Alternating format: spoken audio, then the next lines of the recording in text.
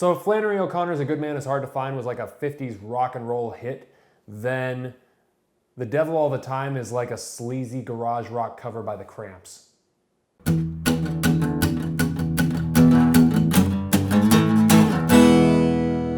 than food, man. I've tried time and time again to write a nice story, but I can't do it. I can't pull it off. So this is what I'm left with. That's what today's author, Donald Ray Pollock, told an audience in France in an interview. Good morning, everyone. Welcome to Better Than Food Book Reviews. I'm your host, Clifford Lee Sargent. It was cold here in Florida. Hell has frozen over. No, I love it here. I wore gloves. I got to wear this jacket. I got to walk around and see my breath. I couldn't believe that. I heard there was snow in Houston or somewhere in Texas. I heard there was snow in Texas for the first time in 80 years. So it's a cold front. It's pretty crazy. Anyways, hope you're all doing well, staying warm, enjoying the holiday season. Yeah.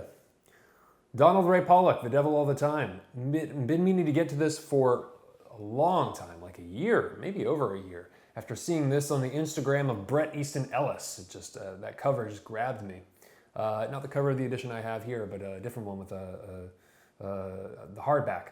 It was great. Donald Ray Pollock's The Devil All the Time is straightforward, shit-kicking, tough as nails, American Gothic crime fiction at its best. From the very beginning, when you're introduced to a character who steps off of a bus back into his small town after returning from World War II, after being stationed in the South Pacific, haunted by the memory of discovering a crucified fellow soldier who was skinned alive by the enemy troops, still living, mercifully executing him and then taking his revenge.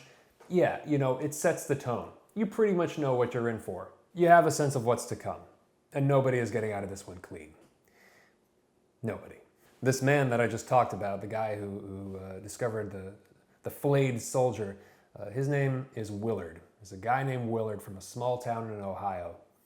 A man who returns from World War II with deep psychic scars. And his son, Arvin, serves as the novel's protagonist. That was in the 40s, right? He comes back in the 40s, and then he has a kid. Arvin, the protagonist, his son, is basically the closest thing in the book to a decent human being. First things first, you're probably wondering what the title refers to. Well, I'm just gonna read from the prologue so we get that out of the way, and then we can go from there. But it also gives it serves as a nice introduction to the writing style and sort of the feel, the atmosphere, all that good stuff. This is the very beginning of the book. On a dismal morning near the end of a wet October, Arvin Eugene Russell hurried behind his father, Willard, along the edge of a pasture that overlooked a long and rocky holler in southern Ohio called Knockemstiff. It just immediately makes me want to read in a southern accent, so excuse me. Trying to keep it under control. Willard was tall and raw-boned, and Arvin had a hard time keeping up with him. The field was overgrown with briar patches and fading clumps of chickweed and thistle, and ground fog, thick as the gray clouds above, reached to the 9-year-old boy's knees. After a few minutes, they veered off into the woods and followed a narrow deer path down the hill until they came to a log lying in a small clearing, the remains of a big red oak that had fallen many years ago. A weathered cross, fitted together out of boards pried from the back of the ramshackle barn behind their farmhouse, leaned slightly eastward in the soft ground a few yards below them.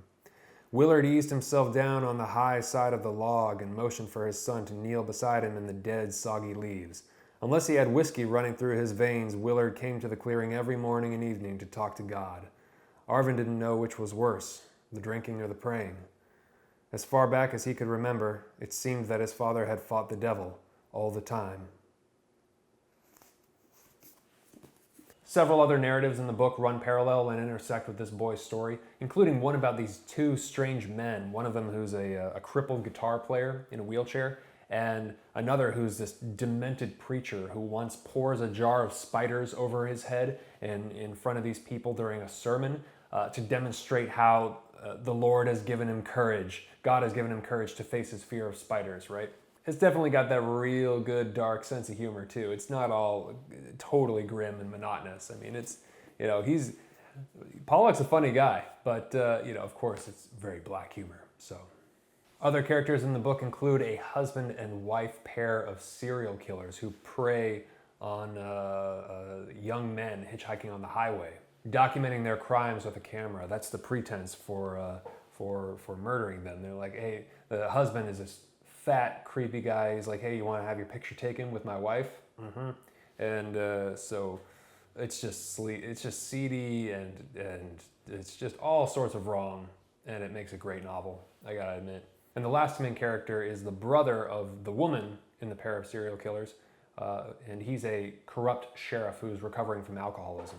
So much of the story deals with small town culture, the boredom that comes with it, and the tendency for those idle hands to find something to do that they really should not.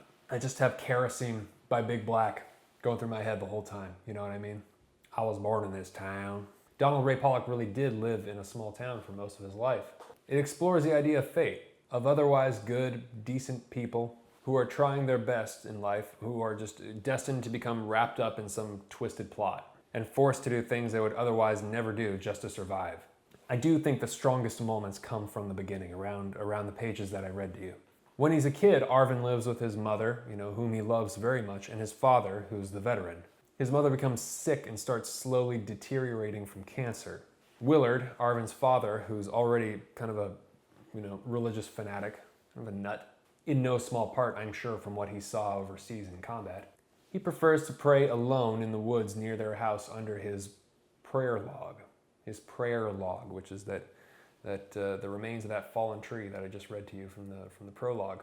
When his wife, Arvin's mother, starts dying from cancer, he takes it as a sign that his sacrifices aren't good enough for God. So he becomes desperate and he starts sacrificing animals. Anything he can get a hold of, anything. And he pours their blood on the log and he forces Arvin to pray constantly along with him. At first, it's just small animals, but of course the cancer doesn't stop. So they become increasingly larger, and he needs more blood. He needs better blood for the sacrifice, right? So you get an idea of where this is going. I haven't read a better book that believably captures the sickness of rural small town America. When facing death, and I mean this is lived writing, right? There's just no bullshit in Pollock's work. I mean, it's kind of like how he handles himself in real life in interviews. It's just honest. I mean, it's like, it's very Midwest, and which I love. I think that's great. Kind of this working class honesty. And I think there's something. I just think there's something really great about that. I would believe in a heartbeat that this guy has had relatives die of cancer. It's just this. You just get that sense from it. This is a guy who is not evil, but has reckoned with evil and has seen some shit. Has dealt with some dark shit. I think it's great. While his fiction is grim, Donald Ray Pollock himself is, an all-American underdog success story. After working in a paper mill for something like 32 years, I think he said, alongside his father in this town where he lived for most of his life, he watched his father retire, and then he had sort of this crisis. Like, he realized that was it for his career, and what was he heading to, right? It really got to him. So Pollock started writing at the age of 45. This guy from a small town called Knockemstiff in Ohio, living in the state in these small towns for most of his entire life.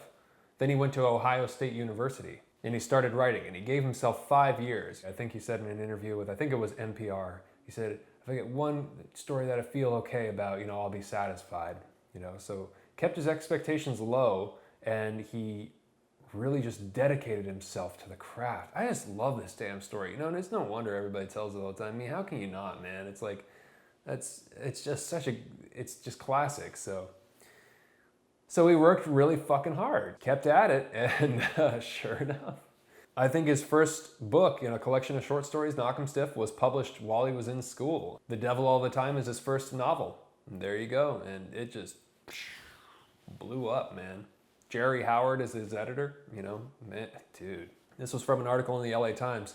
He's not a guy who really feels comfortable being talked about, and getting photographed is not a blast for him. I'm not really sure about all that stuff, Pollock said. I guess it's like if you've got a gimmick and that's, what they try to use to get some attention or whatever, but I don't know. One of my biggest inspirations was William Gay. He's a Southern writer. And I remember back before I started writing, When his first book came out, the 1999 novel The Long Home, I read about this guy who's in his early 50s and was a carpenter and hung drywall all his life. And I thought, wow, there I was working at the paper mill, and it hadn't really occurred to me that maybe it's not too late yet. And so, I'm okay with them using it.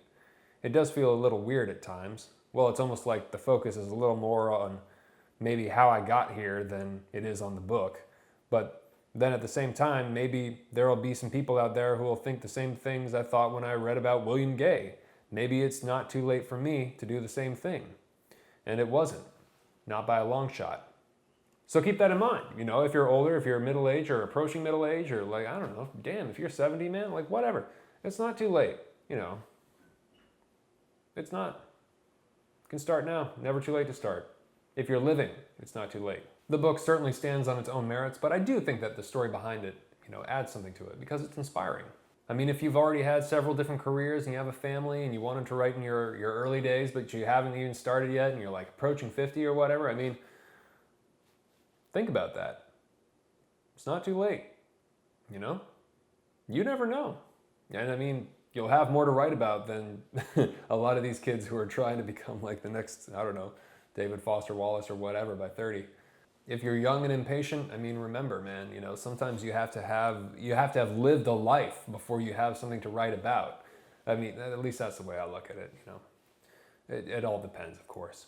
For practice, he also employed a technique that I had heard about before, but I had never heard another author, let alone a successful author, admit to doing. So I loved this because I want to try this. But that was taking short stories from great writers and just copying them, just writing them out yourself, word by word, just like doing it yourself and understanding how they, the transitions and dialogue and how they do this, that, and the other, It's a great idea, and I had heard about it way back when, but anyways. So he would copy out short stories by Hemingway and Yeats and O'Connor, and he said he would do one story a week for something like 18 months. He said he learned a lot from it, which is awesome, because now I want to try it. And if any of you do, you should let me know how it goes. But he also said when he has a bad day, when he's writing, his bad writing day, he'll still, go and copy a paragraph or two from other authors. It's really refreshing to read interviews with someone as honest as Pollock, right? Somebody who's not trying to impress or embellish the struggle or otherwise hide or complicate the process, right? It's really cool. It's nice to see people like that get recognized. So you heard a little bit of the writing I read to you earlier. While it's not necessarily minimalist, it's also certainly not William Faulkner. The comparison that keeps coming up time and time again is Flannery O'Connor, and I keep hearing it's also like Raymond Carver, but I haven't read him yet. The one that really hits the mark for me, though, is Cormac McCarthy. It's like a pared down Cormac McCarthy. And you can totally see the influence of Blood Meridian in this one, as there really is no good guy in this story. Not one. Just varying shades of violence and depravity. So if Blood Meridian is your thing, this is definitely for you. And sure enough, Pollock acknowledges it. There was an interview with Penguin, Random House, and said, what are 3 or 4 books that influenced your writing or had a profound effect on you? And his response was, Blood Meridian by Cormac McCarthy is the best novel I've ever read. So there you have it. Unfortunately, reading it also makes me realize how worthless my own work is. And after agreeing with Pollock on many things, I'll take the rare opportunity to vehemently disagree with him on that last point. I think this is an excellent novel, and I think it's absolutely worth your time. It won't take much of it. It goes very fast. It's an engaging, strange, again, darkly humorous read that is unique in its portrayal of grim backwoods Americana. And, oh yeah, it's good, real good. Great for December or January or February, the dark months, the cold months out of the year, the bleak stuff, when it's like, sometimes, it's not that you want to push yourself further down like the depressing, the seasonal depression rabbit hole, so to speak, but you do occasionally want something that kind of reflects the inner chaos inside you. Sometimes you just really want to be in a dark space, and that's okay, as long as you don't stay there. Pollock knows story, right? He knows how to raise the pulse and get you to the next page. One of the methods employed in this book is small chapters. You know, that might have been part of the editing process, I'm not sure, but the small chapters, man, I'm telling you, for a book of this kind, you know, it just works perfectly. Sometimes they're only 1 or 2 pages long. You just look a bit ahead and you're like, well, I'm almost done, so I guess I'll just finish it up. But then you look a little bit more ahead and you're like, well, that one's really short too, so I'll just do that one as well. And then all of a sudden, you know, next thing you know, you're just like halfway through the book, and man, it just goes and goes and goes. And you know, maybe the road trip theme as well, you know, with these serial killers on the highway, natural born killer style. It's like, you know, it just something about road movies and road trips. It's just kind of like that motion, like you're just going, like you're just cruising down the highway at like top speed, and it moves. It's good. Yeah. Doesn't let up. It's a good one. You just put your mind on cruise control and follow the story wherever it goes. You know, it's not particularly challenging or intellectual or grandiose or overwrought or complex, right? You can just turn it on and go. It's not structurally experimental or anything like that, you know. It's a simple, honest read. It's not an easy read, I should probably say, you know, just because of the violence. So again, if you love Blood Meridian, Flannery O'Connor, Wise Blood and all that stuff, Faulkner, Harry Crews, definitely. I mean, Pollock and, yeah, Bret Easton Ellis and all that. But definitely I think this one's for the McCarthy obsessives. If you're a McCarthy fan, I mean, you ought to try this one out, definitely. Nick Tosches, maybe, for those fans of Nick Tosches. Yeah, I think you'd appreciate this. Nightmare Alley, William Lindsay Gresham reviewed that in October. Great book.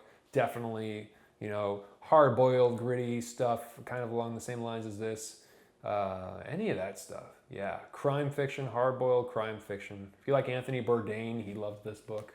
Read in a recent interview. Or if your favorite holiday album is Murder Ballads by Nick Cave and the Bad Seeds, which I decided to put on today, and I love that album so much. If you love any of that stuff, get this one ASAP, man. I'm telling you, follow the link in the description box below, hit it up, channel gets a kickback. If you do so, you can buy it for your friends or your family for the holidays, and you can support the show at the same time. I really appreciate it. Thank you. Thank you very much. Thank you.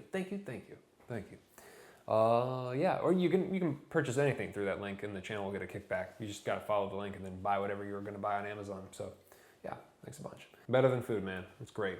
All right, y'all know what time it is. It's time to do the coffee drawing for Devil All the Time and a bag of Sergeant Coffee. I'm gonna draw a name out of this jar, and whoever it is gonna get sent both of those. If you would like to get in on this, you can go to patreon.com/books are better than food and donate $5 or more per video, and I'll place your name in that mason jar for next time. So, who's it gonna be? Ba-dum-ba-ba. Hey. Michael K. Michael K. Good deal. Michael K. is gonna get Devil All the Time and some coffee in the mail. Really appreciate the support, Michael K. Again, Patreon, link in the description box below. You can support this project and get a chance to win some coffee and books. It's awesome. I roast that coffee myself.